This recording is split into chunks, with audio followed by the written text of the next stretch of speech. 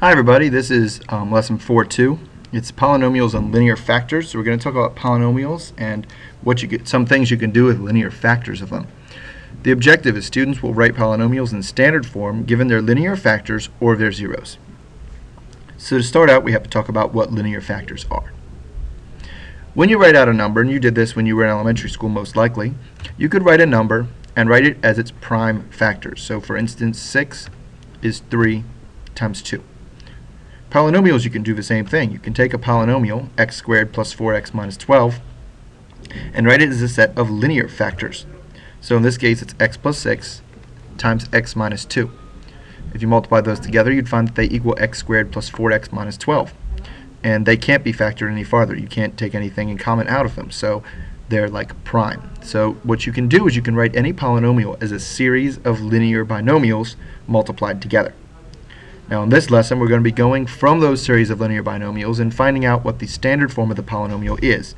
We're going to spend most of the second half of this unit going the other way, starting with the standard form and coming up with the linear factors. So like I said, we're going to take these linear factors of a polynomial and write them out in order to get the standard form. So what we're going to do is you're multiplying these three things together. You're multiplying those three binomials together, x plus 1, x times x plus 2, and x plus 3. You could multiply them together in any order, but you can't multiply all three at the same time, just like when you multiply numbers. If you're multiplying three numbers together, you have to multiply two of the numbers, get an answer, and then multiply that answer times the third number. And that's what we're going to do here. So you could pick the first two binomials or the second two binomials to multiply together. I'm going to pick the second two binomials, and I'm going to multiply them together and get a new polynomial. So the x plus 1 is going to stay on the outside, and I'm going to see what I get when I multiply x plus 2 times x plus 3. Now you might have done this before by using FOIL, but I'm going to use a little bit of a different method. I'm going to put these together by multiplying everything in the first binomial times everything in the second binomial. So just to illustrate that, I'm going to multiply the x times the first x, and that's going to give me x squared. Then I'm going to multiply the x times the 3. That's going to give me 3x. So I've multiplied the x in the first binomial times every term in the second binomial. Now I'm going to continue that process by multiplying the 2 times everything. So I have 2 times x, which is 2x, and I have 2 times 3, which is 6. So now I have a binomial and a polynomial with 4 terms, and I'm going to simplify that by combining like terms. So the x plus 1 stays unchanged. X squared does not have any like terms, so it stays the same. The 3x is in common with the 2x, so I can add those up together and get 5x. And finally the 6 has no like terms, so it stays the same. Now I have to multiply that binomial times that trinomial, and I do the same process. So I multiply first the x in the binomial times every term in the trinomial. So I have x times x squared, which is x to the third. Then I have x times 5x, which is 5x squared. Then I have x times 6, which is 6x. And now I repeat that process with the 1 because I'm finished with all the terms. 1 times x squared is x squared. 1 times 5x is 5x. And 1 times 6 is 6. Now I complete the process by combining like terms. So x to the third has no like terms, so it stays. X squareds, I have 5x plus 1x squared, that's 6x squared. The x terms, I have 6x and 5x, so that's 11x. And finally, I have the 6, which is unchanged. So when I multiply together x plus 1 times x plus 2 times x plus 3, the resulting standard form of the polynomial is x to the third plus 6x squared plus 11x plus 6. Now here's an example for you to try. I have x plus 1 times x plus 1 times x plus 2. You should probably take this time to pause the video and work this out and see if you get the same thing I do. Okay, now that you're back, you should have gotten x to the third plus 4x squared plus 5x plus 2. Here's an example of a word problem that would use this type of work. So several popular models of carry-on luggage have a length that is 10 inches greater than their depth. To comply with airline regulations, the sum of a length, width, and depth may not exceed 40 inches. Write an expression for the volume of this bag. So really there are three equations that are embedded in this problem that you may or may not see, and we're going to work out and find all three. The first one, and the one you're trying to find, is the volume. the area for volume of a, we'll assume this is a box, is length times width times depth. Okay, so if I write that as variables, it's V equals L times W times D. The second equation that's embedded in here is that the sum of a length, width, and depth may not exceed 40 inches. Now, since we're talking about the biggest bag possible, I'm going to go ahead and say that the length, width, plus depth equals 40 inches. And you also remember that sum means that you're adding things. So what this green one says is that the length plus the width plus the depth equals 40. Or, to put it in variable terms, L plus W plus D equals 40. Finally, there's this last equation is embedded right there. It says the length is 10 inches greater than the depth. So the length equals the depth plus 10. Or to put that in variable terms, L equals D plus 10. So I take those three equations that were embedded in the problem and I write them on the next page. And I'll notice if I look at the orange equation that it tells me what L equals. I would like to get V in terms of just one variable, because I can't solve or maximize or minimize or do anything if it's more than one variable. I can't expand it or do anything we've been doing with any kind of equations. Well, I know if L equals D plus 10, then the green L also equals D plus 10, because all three of these equations are talking about the same bag. And that means the purple L is also D plus 10. So it looks like this. The purple becomes D plus 10 times W plus D.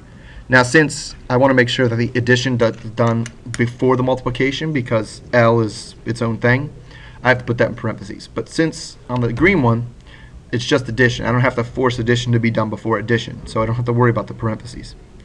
So for the green one, I have D plus 10 plus W plus D equals 40. So now if you look at the purple one, all I need to do is somehow replace the W with its equivalent in D's, and I'll have solved the problem. So let's look at the green equation. The green equation now has D and W and just numbers, so I should be able to find out what W equals. So first I combine like terms. That gives me 2D plus 10 plus W equals 40. Now I want to get the W by itself, so first I subtract away the 2D. That gives me 10 plus W equals 40 minus 2D. Then I subtract away 10, and 10 plus W minus 10 is just W, and 40 minus 2D, well, 40 minus 10 is 30. So W equals 30 minus 2D. And I can plug that into the purple equation. So now I have D plus 10 times 30 minus 2D times D. Now, why don't you go ahead and take a second and multiply that out after you pause the video. If you need a hint, then the D at the end, instead of being D plus 10 times 30 minus 2D times just D, if you're confused about that, why don't you turn D into D plus 0. That'll allow you to do the same process we did in the previous problems without changing the value of what's going on. So I'll wait. Okay, now that you're back, you should have gotten that the volume is negative 2D to the third plus 10D squared plus 300D. Okay, the last wrinkle we have to add into this is the finding the zeros of polynomials. Now when I say zero, or sometimes I'll say root of a polynomial, that's the value of x that makes the entire polynomial equal 0. So as an example, if I have a function y equals x minus 2 times x plus 1 times x plus 3, the zeros are all the x's that make that whole expression equal 0. Now for this we're going to use the zero product rule. You see I have three binomials multiplied times each other. You have x minus 2 times x plus 1 times x plus 3. And whenever you have three things multiplied times each other, if any of those three things equals 0, then that means that the whole expression equals 0. So there are three potential zeros for this function. That statement will be true if either x minus 2 equals 0, if x plus 1 equals 0, or if x plus 3 equals 0. Okay, so if any of those three binomials equals 0, then the whole thing equals 0 because it's multiplying. So from that, I do some simple algebra to find out that x is either 2, negative 1, or negative 3. So that's how you find the zeros of an expression that's written as its linear factors. Pretty simple. Let's give you an example. So why don't you find the zeros of y equals x minus 7 times x minus 5 times x minus 3. Okay, you should have gotten 7, 5, and 3, because 7 makes the first binomial be 0, 5 makes the second binomial be 0, and 3 makes the third binomial. 3e makes the third binomial be 0. Now, to move on, here's an if-then statement. What we found is that if x minus a is a factor, just like we did in the last problem, and that means a is a 0. You'll notice that the top one has minus a and the bottom one has a. They're opposite signs. So I could flip that on its head. And I could also use that if a is a 0, then I automatically know that x minus a is one of the factors. So practically, how does that work?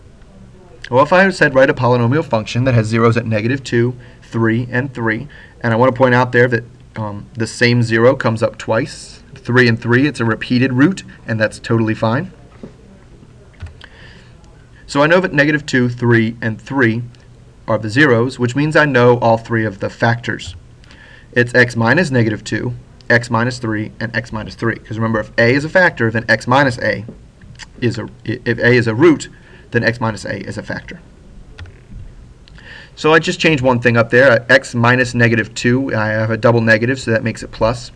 So really the factors here are x plus 2 times x minus 3 times x minus 3. And then I'm gonna expand that out by using the process we used earlier in the lesson. So in this case, I multiplied x times 3 times x minus 3 times x minus 3. That gives me x squared minus 6x plus 9. And then I'm going to expand that out again by multiplying the x and the 2 throughout. And then that gives me x to the third minus 6x squared plus 9x plus 2x squared minus 12x plus 18. And then I'm going to combine like terms. And I get my final answer that f of x equals x to the third minus 4x squared minus 3x plus 18. So if I said write a polynomial with function at zeros, -2, 3, and 3, that f of x at the bottom is the final answer. So here's your homework. We'll see you next class, and good luck.